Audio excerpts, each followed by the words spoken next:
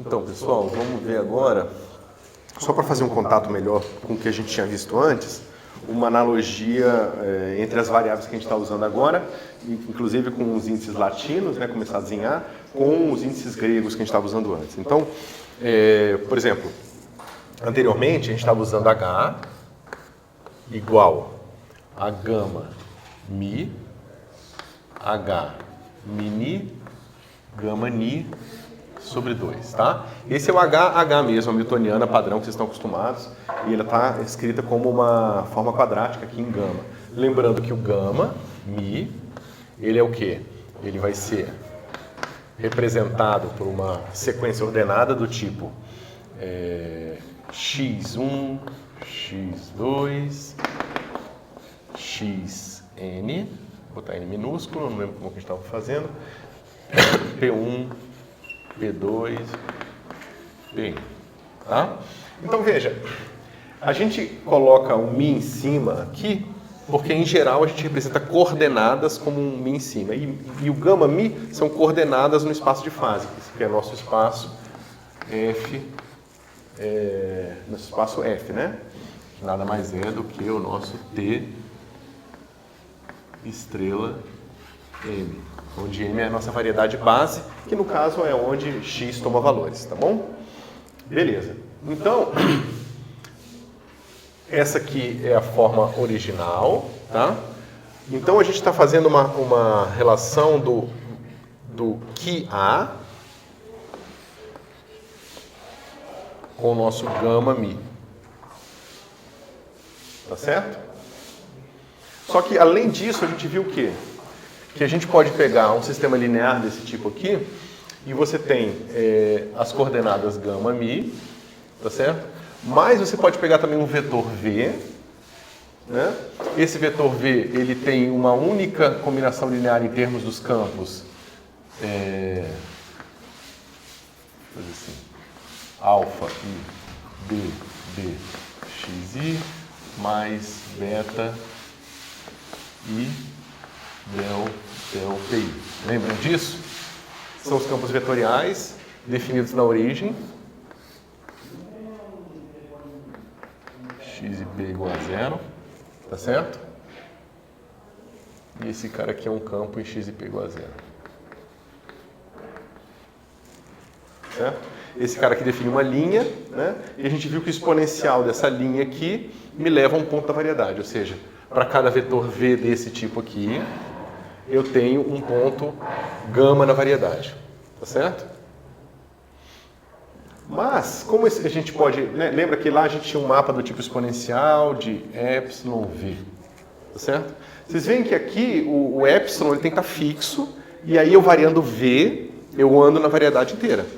Porque se eu variasse o epsilon e o v, eu estaria fazendo o mesmo ponto duas vezes, porque eu poderia ter, né, o módulo de v diminui 10%, esse cara aqui compensa aquela diminuição de 10%, e eu tenho o mesmo ponto da variedade. Então eu fixo meu epsilon num certo valor, e agora sim, variando v, eu tenho um mapa de 1 para 1 entre todos os v's e todos os pontos da variedade.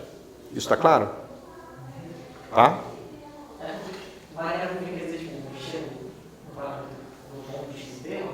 Não, lembra? A variedade v, o que ela é?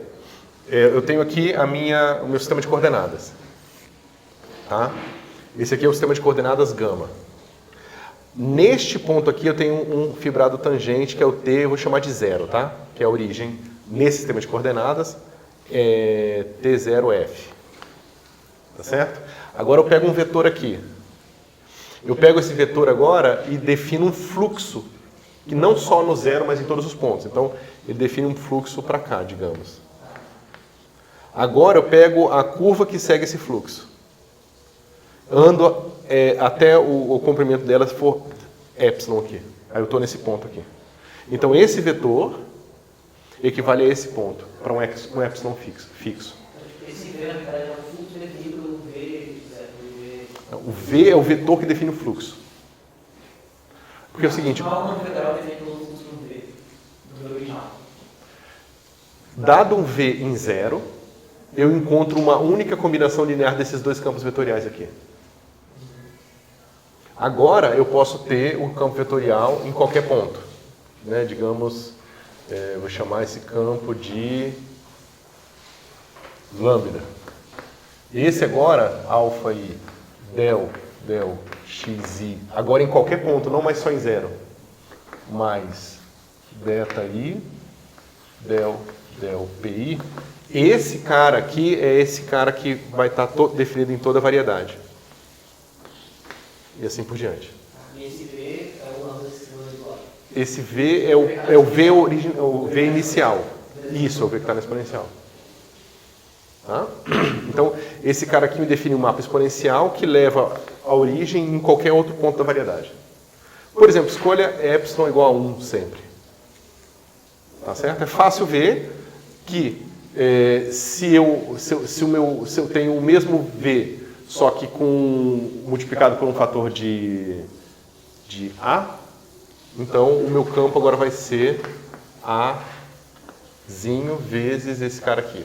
Alfa i del xi mais beta i del pi. Certo? Então, se esse cara mapeia num ponto, se esse cara mapeia num certo ponto, esse aqui mapeia num ponto um pouco mais distante aqui, seguindo essa linha. No caso aqui são sempre linhas retas, então fica mais fácil ainda, é só uma linha reta com um comprimento um pouco maior, tá certo? Então eu tenho esse mapa aqui, tá?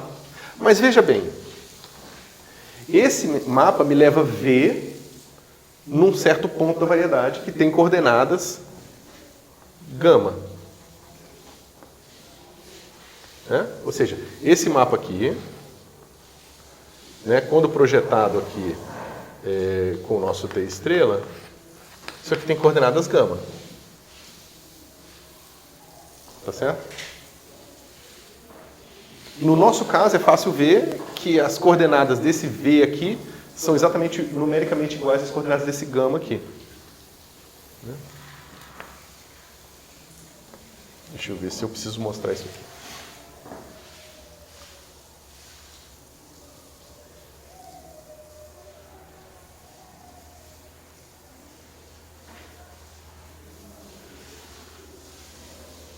Quer ver? Deixa eu fazer isso aqui explicitamente, só porque eu acho que vai ficar menos abstrato. Isso. Quer ver? Vou fazer o seguinte.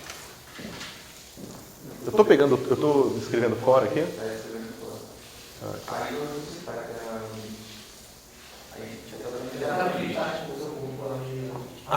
Nossa, então isso aqui ficou fora, né? Bom, sei lá aqui. Então vamos lá, aqui, né?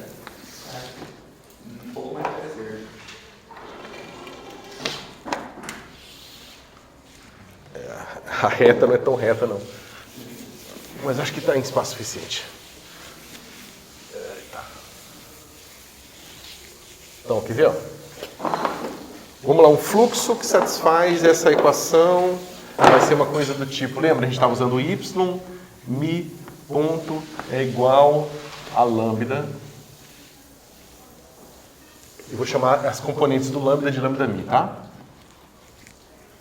Mas isso é a mesma coisa de dizer que esse cara mi vai ser igual a esse cara aqui QI ponto vai ser igual a alfa I e eu estava usando pi I ponto vai ser igual a beta I, tá certo?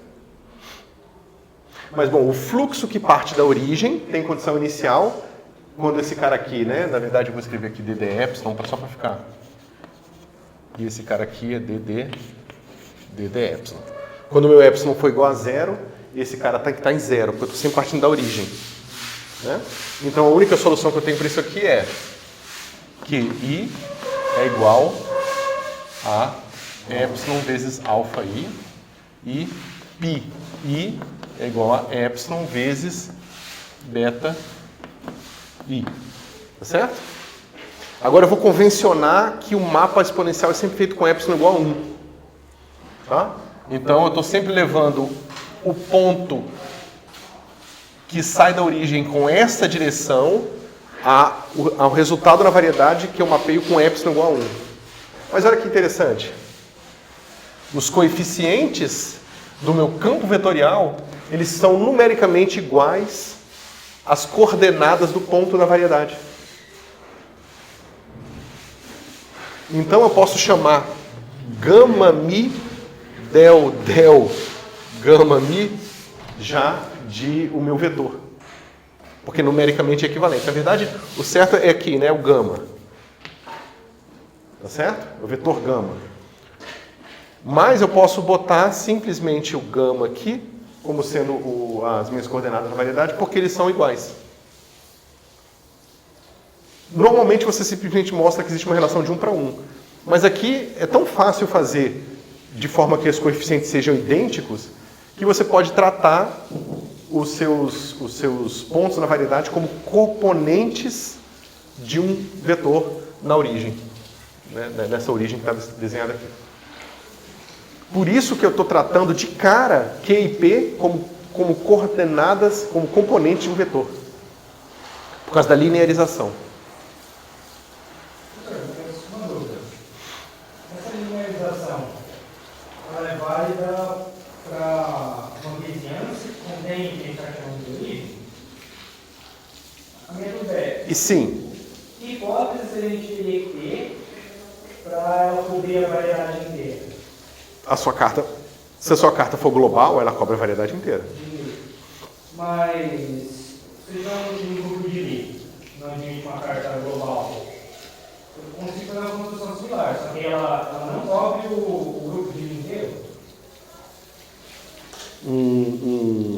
Se ele não tiver nenhuma componente disjunta, aí ela vai cobrir todo, mas ela talvez cubra mais do que precisa. Ah, tá, entendi. Se ele for simplesmente conexo... Se ele for simplesmente conexo... Não, mesmo assim não. Não, porque, por exemplo, se pegar a superfície da S2, ela é simplesmente conexa. Concordo. Né? Mas... Eu consigo, então, definir uma coisa tipo um polo norte, eu linearizo dando polo norte, mas não consegui o polo sul? Não, você consegue todos os pontos, mas você consegue todos os pontos mais de uma vez. Mais uma vez, tá, entendi. Claro. Né? Não é mais, ou seja, não é 1 para 1. Tá?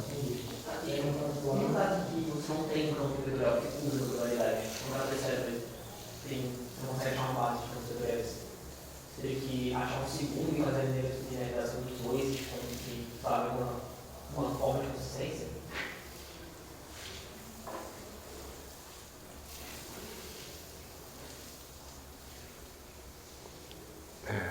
Tudo depende de como você não cobre toda a variedade.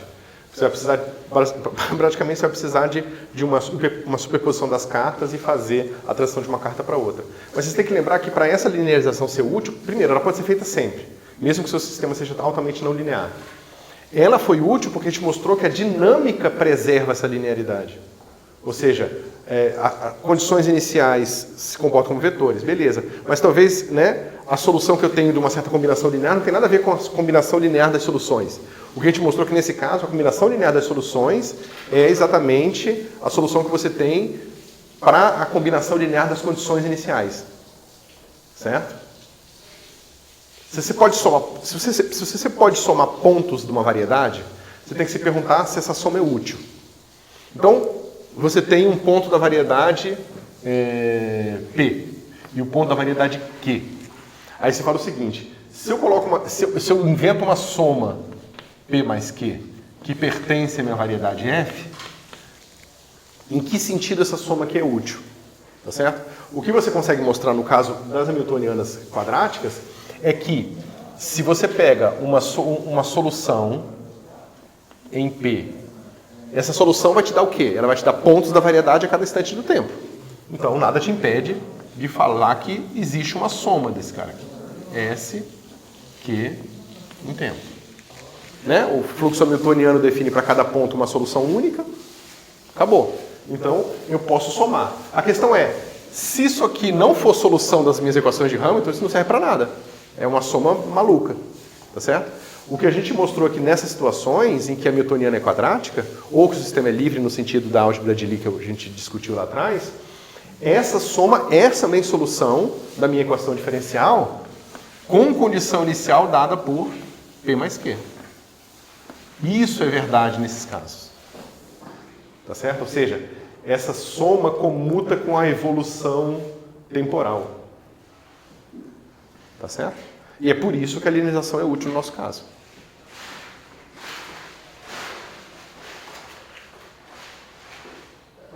Isso você vai sempre localmente. Exatamente. Exatamente. Aí a construção disso, por causa não linear, eu não terminei de fazer. Eu tentei fazer para esse curso, mas não deu. Mas você garante localmente. O que complica muito é porque agora, isso aqui nos garante que aquelas áreas são preservadas, certo? O que a gente usou para, né, porque agora você tem duas soluções, esse cara aqui é o Q e esse cara aqui é o P, só que você também pode depois ter a situação em que esse cara aqui é o SQ de um certo T, e esse, né, digamos que mudou um pouco o ângulo entre eles, esse cara aqui é o S, esse aqui, esse é o SP de T, tá certo? Então essas soluções elas se moveram aqui no espaço, tá? Ficaram mais próximas aqui, certo? Mas a área é conservada. E por a área ser conservada, eu consigo usar essas duas linearmente independentes para conseguir escrever qualquer outra solução. Quando você... Mas veja, aqui eu dependo do fato de que todos os pontos nessa linha serem soluções. E todos esses pontos evoluem para todos esses pontos aqui. Num caso não linear, o que vai acontecer é o seguinte. Eu posso até começar com uma coisa simples assim, para calcular minha área. Tá? Só que na hora que esse cara evoluir no tempo, isso aqui vai ficar assim, esse vai ficar assim, esse vai ficar assim, esse vai ficar assim. No fim, essa área, se eu for capaz de acompanhar todos esses pontos, né? Todos esses pontos evoluindo para todos esses pontos aqui, essa área vai ser igual a essa área aqui. Só que agora eu já não sei mais para onde estão esses pontos. Eu preciso conhecer todas essas soluções, saber onde elas estão indo. Mas, infinitesimalmente, se eu pego agora um paralelogramo desse cara aqui, bem pequenininho, ele vai estar localmente associado com esse cara aqui, ó. Só que veja a dificuldade. Eu pego um pedacinho pequenininho dele aqui e eu preciso saber onde que esse cara evoluiu, que é o vértice deles.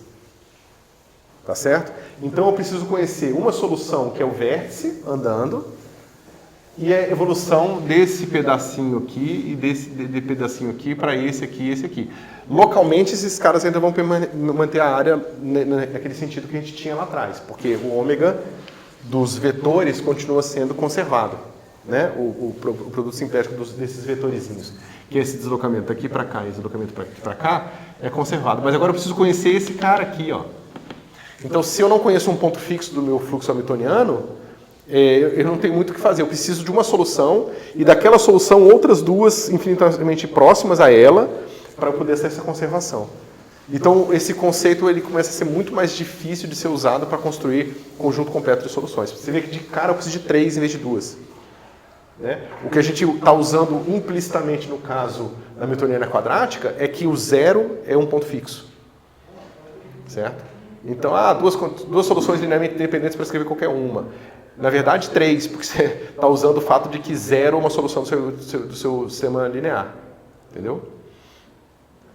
Mas é isso. Melhorou? Melhorou. Pode ter um caso linear que quiser ir no ponto fixo. Pode sim. Aí você continua precisando de duas soluções. Uhum.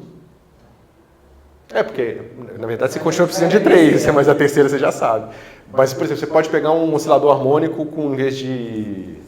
Um dia a gente pode até fazer isso, pode ser interessante. Pega uma coisa tipo P ao quadrado mais Q à quarta. É um sistema não linear, a gente pode tentar quantizar esse negócio aqui, mas, bom,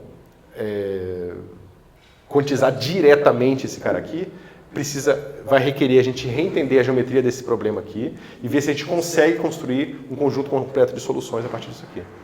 Certo? Se for uma coisa que dê tipo uma equação de movimento tipo Riccati para a gente sabe que Riccati é um caso não linear, que as pessoas conhecem soluções arbitrárias como combinações, agora não mais lineares, combinações complicadas de 3 soluções anteriores. Então, mas a gente sabe que esse cara continua sendo ponto fixo, né? Mas bom, isso é para o futuro. Sim.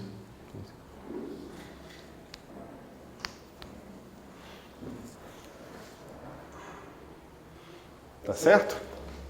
Até aqui tudo bem, pessoal?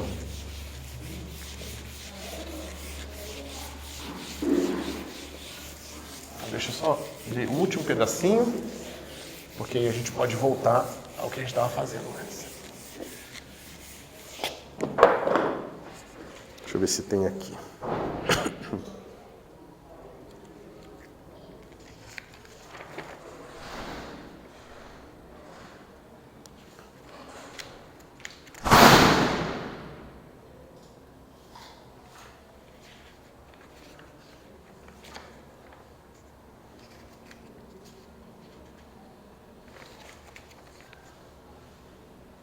Isso. Então a gente viu o seguinte, a gente viu que dv mi dt é igual a h alfa beta v beta ômega alfa mi. Tá certo? Se o Demétrio não fez besteira, essas aqui são as expressões que a gente encontrou para a dinâmica do campo lá no T0F, tá certo? E que eu estou usando como se ela fosse já a dinâmica dos próprios coordenadas, fazendo aquela analogia da linearização que a gente obteve lá atrás. Vamos ver só se está certo isso aqui. E a gente sabe que esse cara, o ômega, ele vai ser ômega alfa mi d gama. Então, esse cara justamente, tem que ser isso mesmo.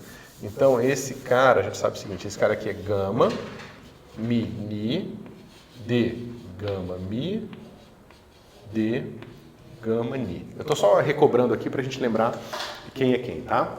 Então, a gente sabe que ômega, a gente sabe que isso aqui tem que ser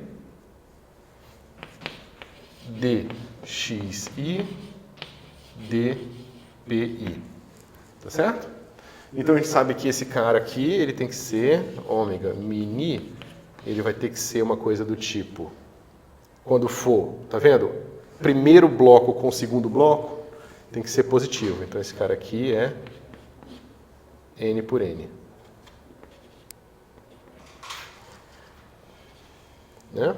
E quando, né, e tem um fator de 2 aqui, é 2 que tem que ter? É 2, né?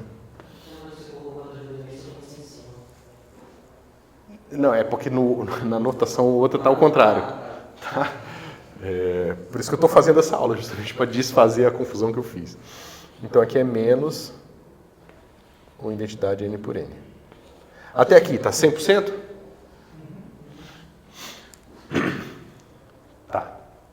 Então, essa matriz aqui ela tem que ser 0, 1, menos 1, 0. A inversa dela, que é ômega mi ni, tem que ser, então, 0 menos a identidade 0.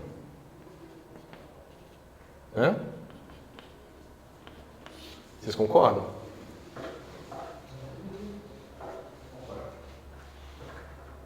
Né? Porque, ó, vamos fazer a continha aqui. Ômega atuando num certo vetor V, vai ser como?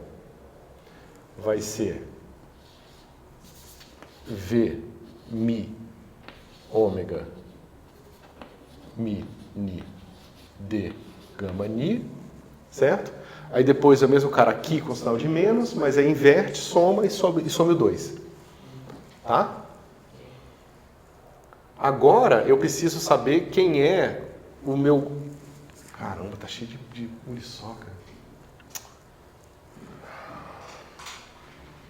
Tá? Eu tenho meu gama menos 1, tá? Ele tem componentes, né? Se você pegar aqui, ele vai ser uma coisa do tipo ômega mi del gama mi del gama ni, tá certo?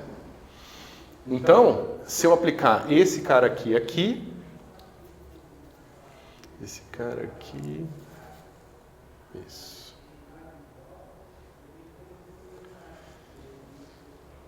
É porque, bom, não queria fazer desse jeito aqui não, porque esse mapa não é necessariamente bem definido. Mas a gente faz assim, quer ver? Ó?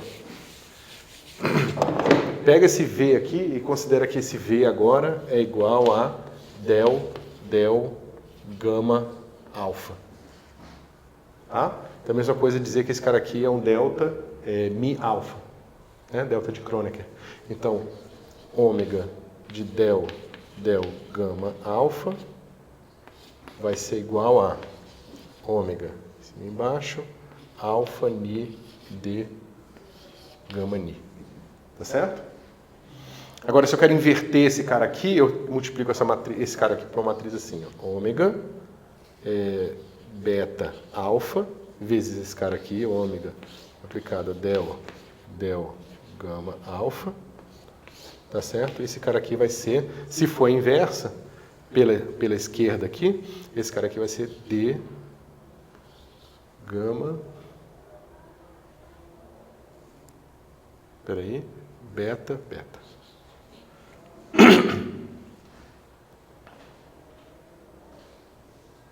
Tá certo?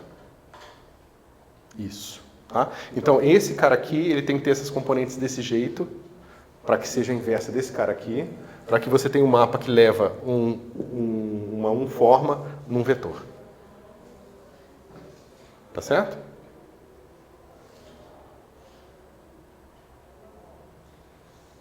Né? Não sei, deixa eu terminar a conta então. Ômega, beta, alfa, del, gama, alfa é igual a d, gama, beta. Certo? Então, esse forma é elevada nesse vetor. Da mesma forma que esse vetor é elevado nessa forma. Tá certo? Ou seja, ômega menos 1 de d, gama, beta vai ser igual a ômega, beta, alfa, del, gama, alfa.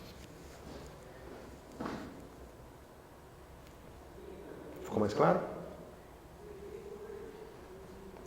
Agora, então a gente sabe quem é o gama com índice em cima. É esse cara aqui com negativo em cima. Tá certo? Até pode usar isso como mnemônico, né? Os índices em cima, o menos está em cima, os índices embaixo, o menos está embaixo. Só que agora cuidado, porque eu acho que vai inverter em relação ao que a gente estava fazendo antes. Vamos lá. Deixa eu ver. Pô, eu fiquei querendo aproveitar o material que eu tinha pronto e eu acho que é melhor, na verdade, ignorar aquilo e deixar tudo nessa anotação consistente aqui. Só vai me dar mais trabalho para preparar a nota. Mas vamos lá. Então, deixa eu ver o que eu queria fazer agora. Isso. Eu quero ver se as equações de movimento estão fazendo sentido.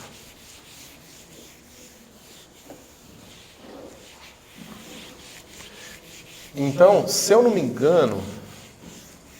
Se eu anotei isso, eu devo ter anotado. Aqui. No paper eu estou usando S, A, B igual a I, 0, 1, menos 1, 0. Deixa eu ver se é isso. Isso, 0, 1, menos 1, 0. Tá? Então...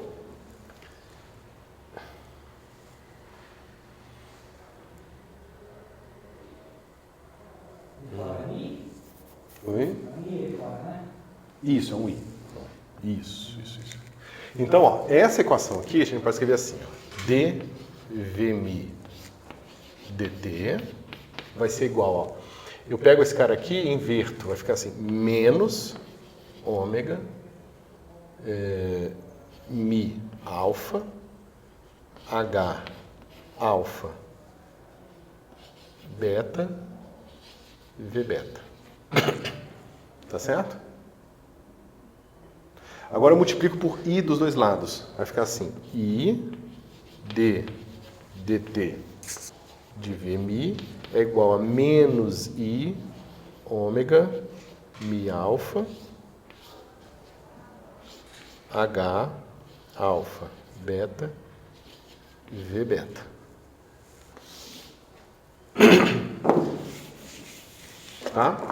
Agora, se a gente faz Vmi 1 para 1 com que A, no sentido de que quando esse cara for 1, esse cara é 1, quando esse é 2, esse é 2, assim por diante, tá? Ou seja, Mi igual a A. A gente tem H, A, B, com o nosso H, Mi, Ni, sendo que A igual a Mi, B igual a Ni. Tá certo?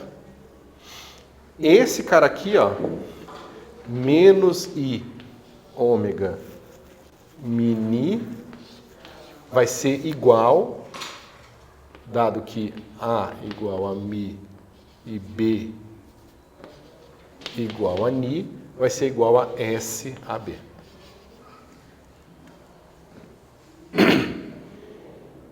Tá certo? Porque esse cara aqui tem o menos em cima, só que menos 1 fica com menos embaixo, o I vezes isso, dá aquilo ali. Tá certo? Então o que a gente está fazendo o tempo todo é esse mapa aqui, ó. Tá?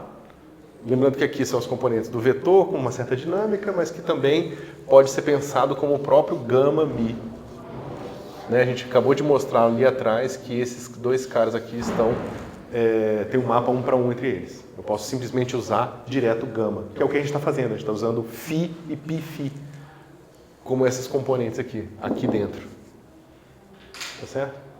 Ficou claro a consistência entre as duas coisas? Sim. Uma coisa é o seguinte, porque quando você está fazendo um exemplo, você está usando Q e P, são tipo pontos. Só que agora você está usando φ e π, que são tipo funções. Basicamente, eles são tipo... Parece que você está contando muito mais coisa no Q do que no P. Quando você está indo para campos. Sem dúvida, sem dúvida, sem dúvida. Porque... Mas a gente vai mostrar por que isso faz sentido. Você tem toda a razão. Parece que você não está muito mais coordenadas, são das coordenadas da variedade. Isso troca, muda totalmente. Exatamente. Isso é difícil de entender, porque antes você estava querendo saber da dinâmica de valores de coordenadas de uma variedade. Agora, as coordenadas da sua variedade são os índices das coisas que vão tomar valores num outro espaço. Porque você pode se perguntar, essa é uma pergunta excelente. Em que espaços campos tomam valores? Nos espaços reais? Ou seja, o campo é um número real. Mas que número real é esse? É o valor do campo. Mas o que é o valor do campo? Entendeu? A gente vai ver que está... Bom, como não tem uma versão clássica para isso, vai estar associado à probabilidade, à distribuição, né, à intensidade do campo num ponto, de certa forma, está associado à probabilidade de você encontrar um estado de uma partícula naquele ponto. Mas a gente tem que definir todas essas coisas para chegar lá, entendeu? Como é que é? Não, o campo clássico você precisa dizer o que ele significa. É um campo de temperaturas. Ou seja, os índices do campo são as posições na variedade, né? A casca da esfera que está esquentando, e aí você quer saber a temperatura em cada ponto da casca da esfera. É fácil, é um campo de temperatura. Não, é a densidade de matéria. Não, é sei lá, qualquer outro escalar que você possa medir no espaço. O que é para definir os valores que os campos quânticos somam, a gente define em termos de probabilidades.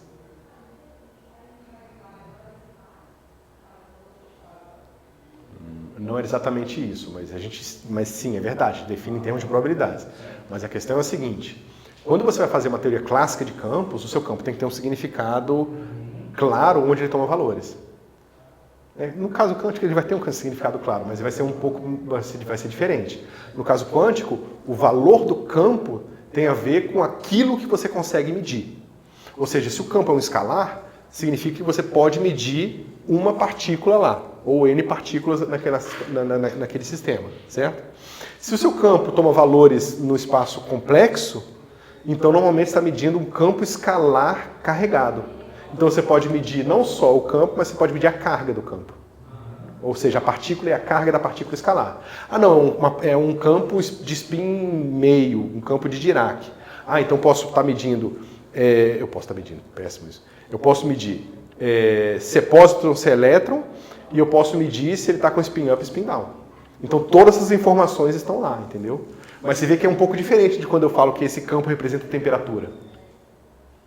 Tá? Não que você não possa quantizar um campo de temperatura, como as pessoas quantizam. Campo de densidade, por exemplo. Você medir fônons num certo material sólido.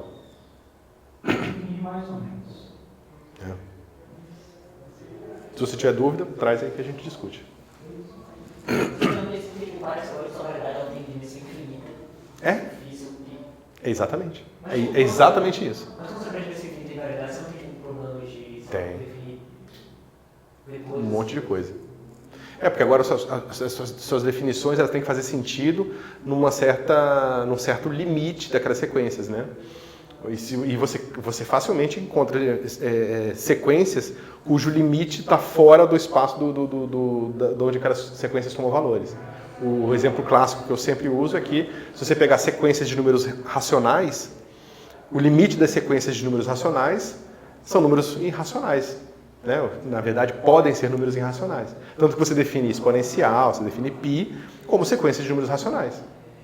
Por mais que o π não seja. Então, isso vai dar um problema para a gente na hora que a gente for definir praticamente tudo. Tá certo? O que a gente vai fazer para circundar essas questões todas é que a gente vai pegar a nossa variedade, que em princípio tem incontáveis pontos, mas a gente está preocupado só com funções da variedade. Então, dependendo das características da sua variedade, essas funções admitem uma base contável. Então, você está usando a base contável de um espaço de Hilbert, onde você vai quantizar, tá vendo? É um espaço de Hilbert das funções que descrevem, das funções de base que descrevem uma função geral na sua variedade. Ou seja, você tem aqui o conjunto da classe das funções infinitamente diferenciáveis na sua variedade f. Tá? Agora você vai pegar uma base de funções nesse espaço aqui que provavelmente não preenche todo o espaço. Tá? Digamos uma base de funções de quadrado integrável na variedade. Então agora eu tenho uma base yn, onde esse n aqui pode ser uma coleção complicada de rótulos necessários para você delimitar todas as funções de base. Tá? Se esse rótulo for contável, e esses caras aqui foram funções de quadrado integrável na variedade, então esse cara aqui forma um espaço de Hilbert. Mas esse não tem nada a ver com o espaço de Hilbert da quantização. Esse é só um espaço de Hilbert que eu estou usando para descrever funções genéricas na variedade. Eu vou quantizar, são os coeficientes dessas funções aqui. Só quantos coeficientes dessas funções eu tenho? Infinitos, contáveis. Então eu tenho infinitos espaços de Hilbert agora. Um para cada n. E é isso que faz a teoria quântica de campos ser muito mais complicada da teoria de mecânica quântica usual. Que na mecânica quântica usual esse n existe. Mas ele é finito. Se eu tenho 5 partículas, eu tenho esse n aqui vai ser um conjunto de nx, ny, nz, digamos assim, para cada uma das partículas. Então eu tenho um conjunto finito desses rótulos. Tá certo? O que eu falei por último não tá bom, não. Eu só tenho 5 partículas diferentes. Então eu só tenho 5 desses n's aqui. Tá? Quando eu vou para o caso Então, por exemplo, é um exemplo que eu estou preparando para vocês. Vamos fazer uma teoria de campos, de um campo escalar, numa linha unidimensional. Minha variedade de base é m, né? Meu espaço de fase da variedade vai ser px, tá certo? Mas isso não tem nada a ver com o espaço de fase da dinâmica que eu estou quantizando. A dinâmica que eu vou quantizar é a dinâmica do φ e πφ, que tem esses rótulos todos aqui. Mas eu posso botar uma série de Fourier, né? Eu pego todos os modos de Fourier, e agora eu vou quantizar o campo, quantizando os coeficientes dos modos de Fourier. Certo? Então é como se eu tivesse um oscilador harmônico para cada modo de Fourier. Só que eu tenho infinitos modos de Fourier, eu tenho infinitos osciladores harmônicos. E a gente vai calcular a teoria de campos, ver o que é um estado de uma partícula, nesse caso. Né? O que é um estado de uma partícula, o que é um estado de 2 partículas, o que é um estado de 3 partículas, e assim por diante. Como é que a gente escreve estados localizados em termos de estados de n partículas, e assim por diante. Tá? Ficou melhor? Então, assim, é muito sutil, porque uma teoria quântica de campos, de φ, não dá no valor de φ o significado que dá-se numa teoria de campos em que você tem o campo sendo uma densidade, uma temperatura, né, uma cor, sei lá, qualquer coisa. Tá? Professor, eu não sei se você tem essas pausas? Vamos sim. Me dá 10 minutos para eu pensar. É porque a gente começou um pouco atrasado hoje. Por culpa do... Tô te enchendo de saco.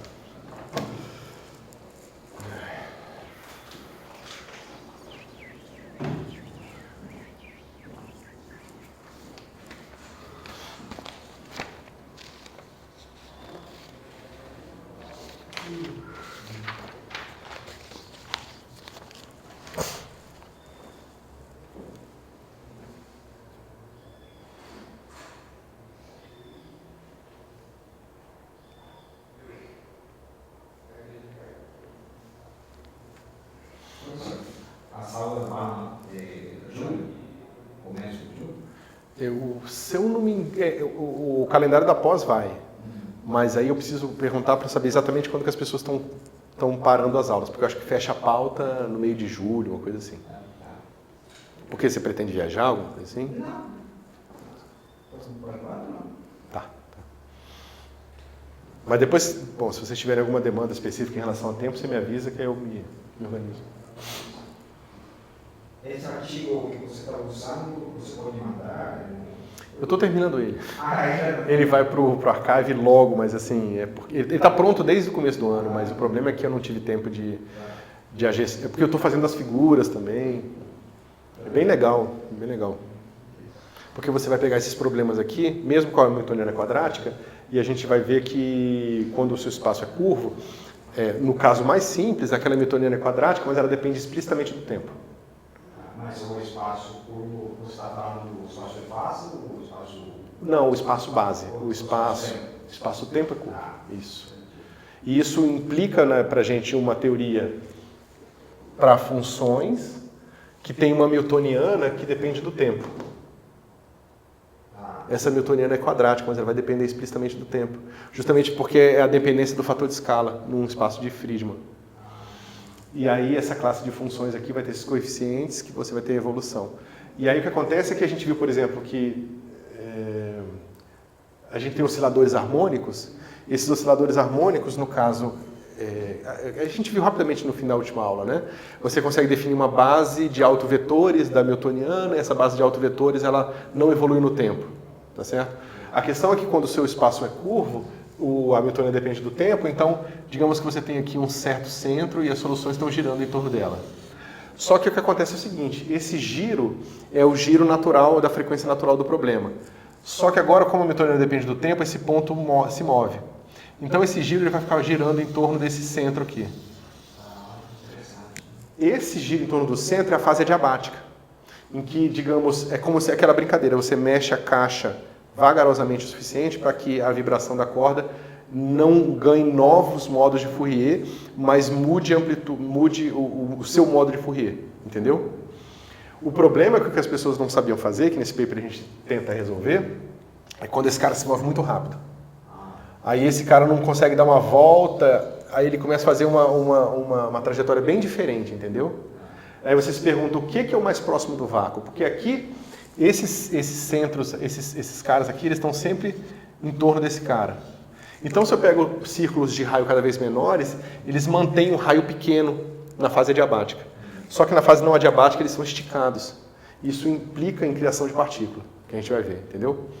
E o que a gente mostrou é que nessas situações aqui, ó, existe uma outra maneira de você encarar essa dinâmica que também te dá uma forma de ter minimização de criação de partícula. E a gente fala que o vácuo é aquele estado em que você minimiza a criação de partícula entre dois instantes de tempo dentro do intervalo. Mas a gente vai ver isso aí.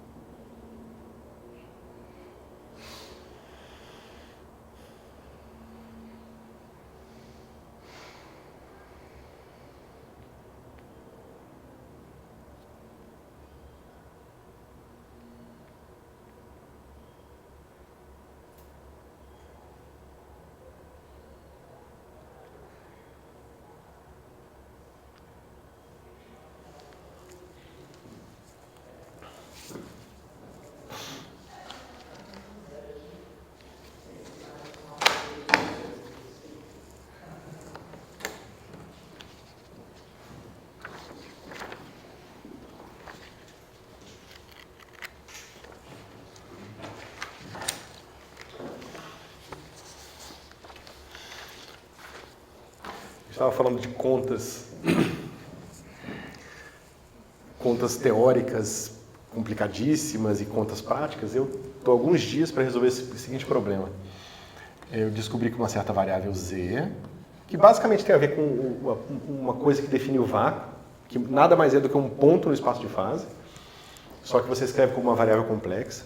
Essa z vai em z menos logaritmo natural de 1 menos i exponencial de z, tangente hiperbólica de xi1 dividido por 1 mais i exponencial de menos z, tangente hiperbólica de xi1. Xi é o parâmetro da transformação. Basicamente, isso é um boost num espaço de Minkowski 2 mais 1. A gente vai ver isso. O problema é que é o seguinte, você faz um boost numa direção e um boost na outra direção, é igual a um boost mais uma rotação. Então não é trivial, você não tem forma, na verdade tem papers sobre isso, não existe forma fechada da combinação de boosts em direções diferentes.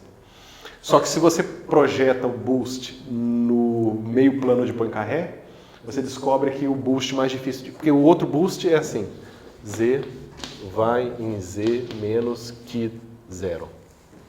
Então esse boost é fácil no meio plano de Poincaré, é só somar um negócio no z. Nesse, você vê que ele depende não linearmente de onde você está para você fazer o boost. Só que você precisa disso numericamente, certo? O problema é o seguinte, dentro do computador você tem uma função que te calcula o logaritmo de 1 mais x quando o x é pequeno. Por quê?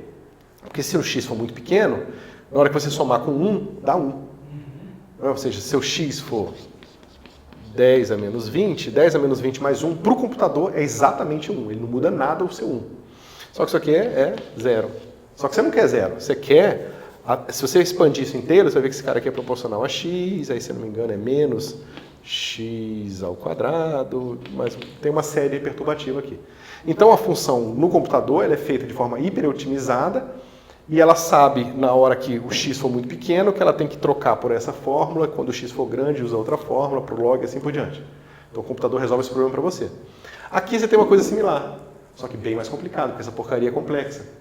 Então esse negócio pode estar girando e tal. Então o que acontece é que quando uma combinação da parte real de z, e esse xi é sempre real, com esse xi aqui for tal que esse número é pequeno, isso aqui dá uma série parecida com essa, só que em termos de cossenos e senos hiperbólicos de z.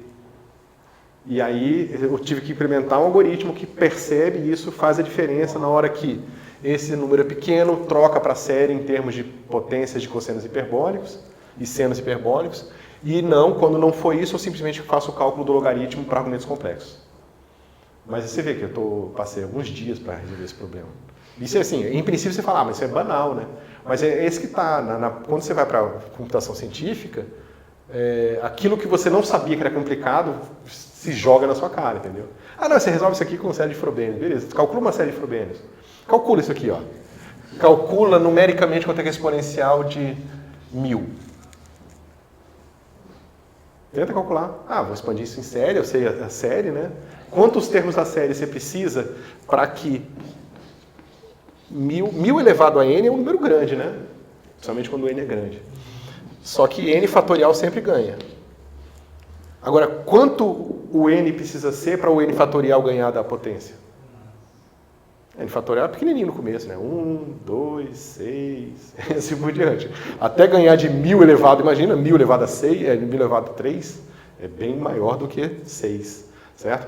Aí você vai descobrir que esse cara aqui, para convergir, você vai precisar ir lá no fim da série, entendeu? No fim da série, lá na frente da série. Tem o n igual a 10 milhões. Aí, porra, o meu computador vai ter que somar até 10 milhões toda vez que eu quiser calcular a exponencial de 100. Aí existem um outro infinito de técnicas para se somar séries desse jeito. Né? Aí você descobre que, eu descobri que a solução do meu problema é em termos de funções de Bessel. Na verdade, você não fez nada, você só deu um nome para a solução do seu problema, porque vai calcular a função de Bessel para qualquer valor do argumento. É super complicado.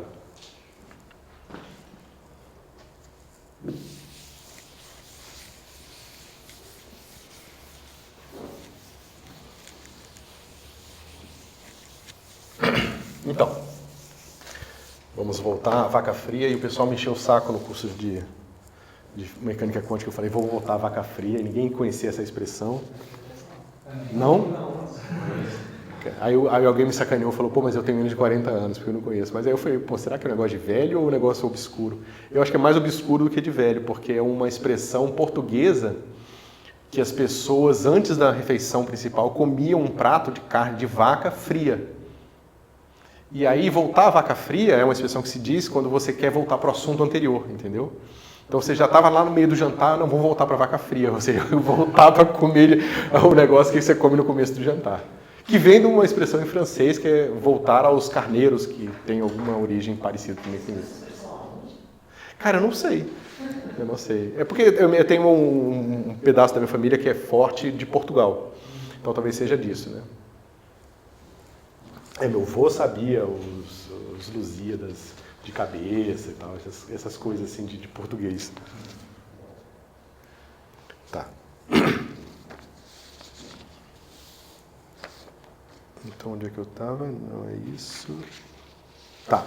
Então, faltou uma coisa aqui, pessoal, que eu queria falar com mais detalhe para vocês, tá? Que aí eu vou atualizar minhas contas para ficar mais claro. Porque, basicamente, a gente estava com uma coisa assim. S de R1, R2. Tá certo? A gente abre esse negócio aqui e esse cara aqui vai ficar assim. S, A, B, R1, A, R2, B. Certo? Só que a gente viu que isso aqui é uma coisa assim, ó. I vezes R1, 1, R2, 2, menos R1, 2, R2, 1. Tá certo? Mas se vocês forem lembrar, em relação... no que diz respeito àquela métrica euclidiana, delta AB, que aparece implicitamente quando a gente resolve o problema de alto valor do H, com os índices em cima, isso aqui é o quê? É a componente de um produto vetorial. Tá certo? Desses dois caras aqui. Né? E a gente sabe que esse negócio aqui vai ser uma coisa assim, ó, I módulo de R1 módulo de R2 vezes seno do ângulo entre esses dois caras. Tá certo? Eu posso fazer com esse negócio aqui sempre igual a mais ou menos I. Tá? Mas como esses caras são reais, eu não tenho liberdade de tirar um I daqui. Tá certo? Mas eu posso ajustar o módulo desses caras para que esse número aqui seja 1 sempre. Tá certo? Mas eu não consigo fazer isso simultaneamente com esses módulos iguais a 1 também. Tá certo? Esse módulo R2 é com relação ao delta? Em relação ao delta, isso. Com relação ao delta. Você está falando do produto interno, inclusive pelo delta, então? Isso.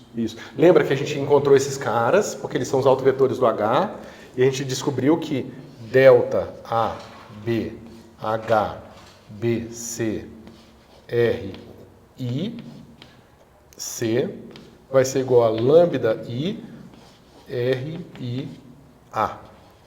Né? E a gente sabe que nesse contexto, esse cara aqui é uma matriz simétrica real. Né? Quando ela é positivo definida, esses lambdas são positivos. E essa base aqui é ortonormal no sentido deste delta aqui.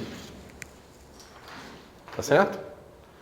Ortogonal. Ortonormal não precisa ser, justamente o que eu estou falando. Se eu normalizasse esses caras aqui, que foi coisa que eu fiz, inclusive eu tenho que atualizar no paper, porque está errado lá.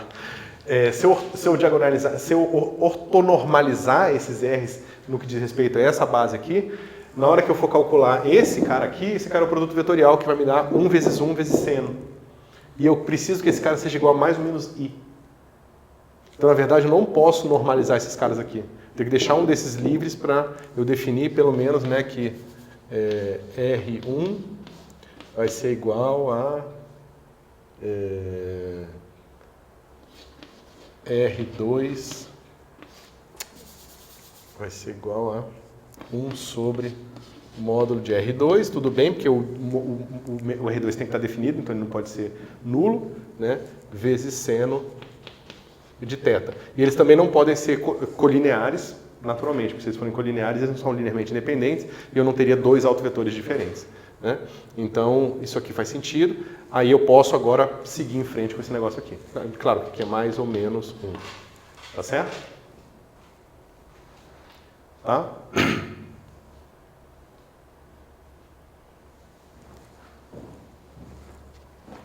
Ficou claro agora?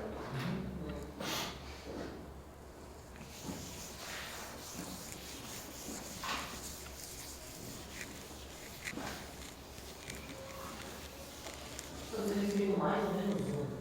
O processo de escrever uma logarítmica não é só mais, não?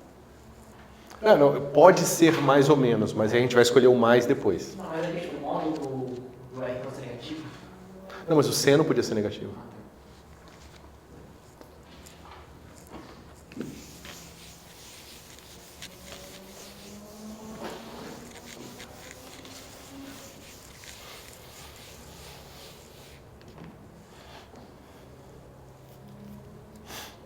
Tá certo.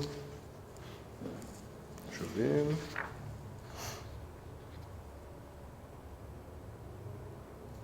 Porque nas minhas notas estão erradas, mas na hora que eu fiz a conta aqui no quadro para vocês, eu fiz assim, ó.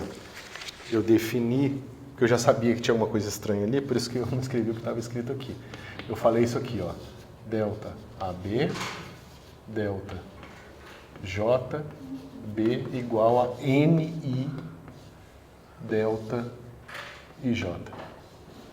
Tá certo? Isso, porque esses caras são ortogonais.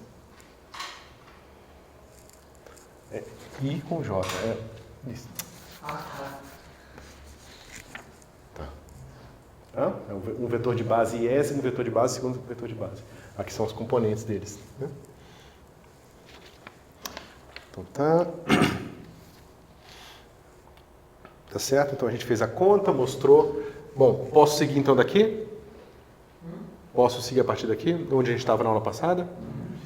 Beleza, então a gente fez a conta, encontrou que C1 vai ser igual a mais ou menos I C2 raiz de lambda 2 sobre lambda 1.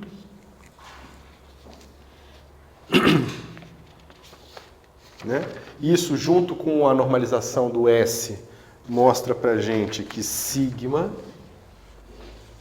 tem que ser igual a raiz de lambda 1, lambda 2. Tá? Que tem a ver com aquele resultado que a gente tinha obtido na aula passada. Na hora que você substitui S por mais I, você vai obter que sigma tem que ser igual a esse cara aqui. Certo? Então veja.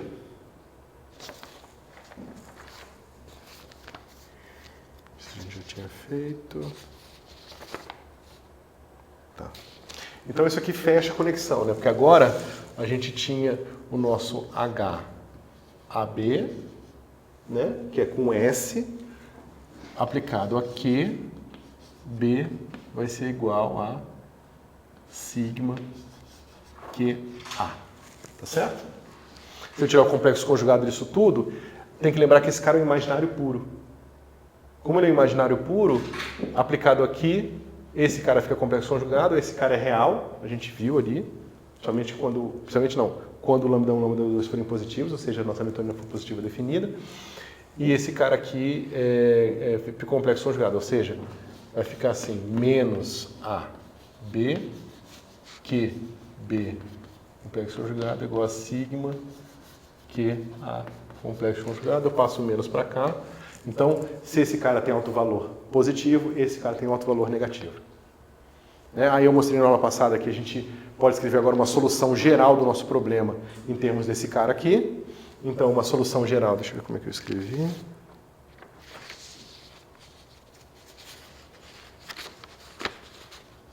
Como é que eu escrevi? V, né? Foi V minúsculo que eu estava usando, né? Vocês têm aí? Eu escrevi o seguinte, VA vai ser exponencial de menos I θ, menos I sigma T, menos I sigma delta T, C1 de T0, QA, mais exponencial de mais I sigma delta T C2 de T0 QA estrela. Tá certo? Essa é uma solução geral. Mas o que acontece é que se eu escolher C2 igual a 0, a minha solução geral vai ser só esse cara aqui. Só que esse cara aqui é a minha solução, é meu ponto original, né, que é o QA, mudado por uma fase. Mas como a gente discutiu na aula passada, esse cara aqui ele só está rerotulando as soluções. Ele não está me dando novos pontos. Ele está me dando o mesmo ponto no espaço do conjunto, na base de soluções. É o mesmo ponto. Então esse cara aqui é como se não tivesse acontecendo nada. Ele não está evoluindo. Tá certo? O que a gente vai fazer mais daqui a pouco é a gente vai formalizar isso aqui. Porque agora a gente está num problema complexificado, em que a gente tinha duas variáveis, foram para 4 variáveis, ou seja, Q parte real, né? Ou seja, aqui o seu, digamos, o Q, ele vai ter uma coisa assim. Q real mais I, Q imaginário, P real mais I, P imaginário. Certo? Então você tem 4 graus de liberdade.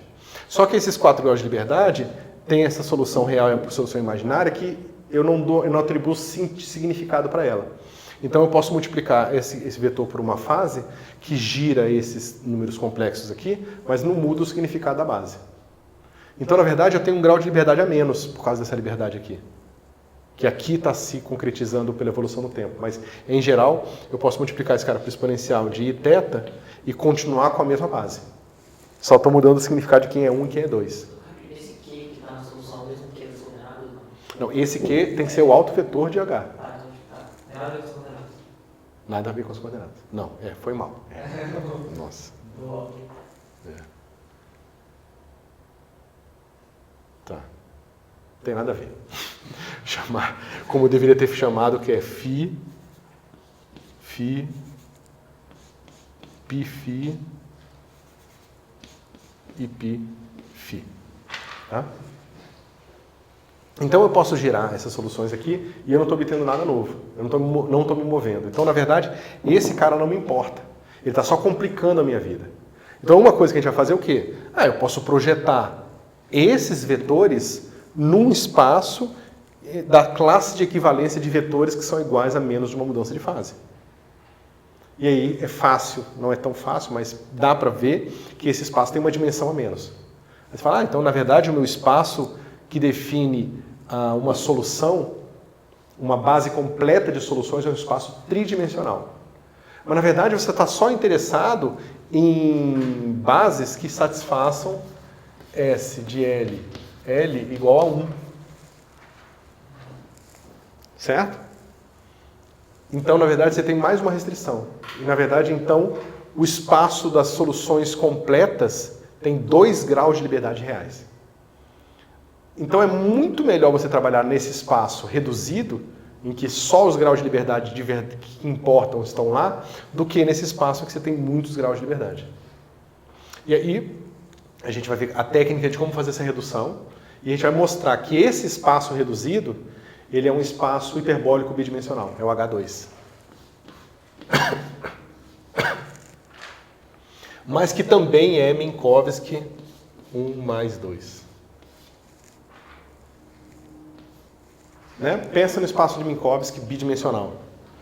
Você tem agora os vetores tipo tempo. Os vetores tipo tempo são aqueles que um módulo quadrado com a métrica de Minkowski vai ser menos 1, né? Nessa assinatura que a gente vai usar aqui, menos mais mais.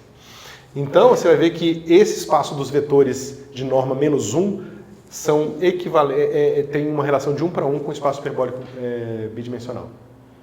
E que a gente vai usar ora esse espaço aqui, porque os dois vão ser convenientes.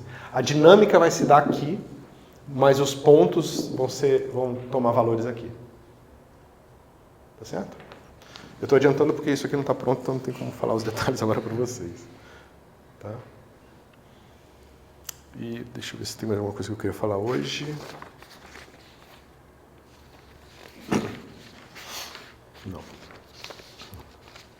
Então tá, pessoal, eu preciso terminar a preparação disso aqui e aí a gente continua na aula que vem.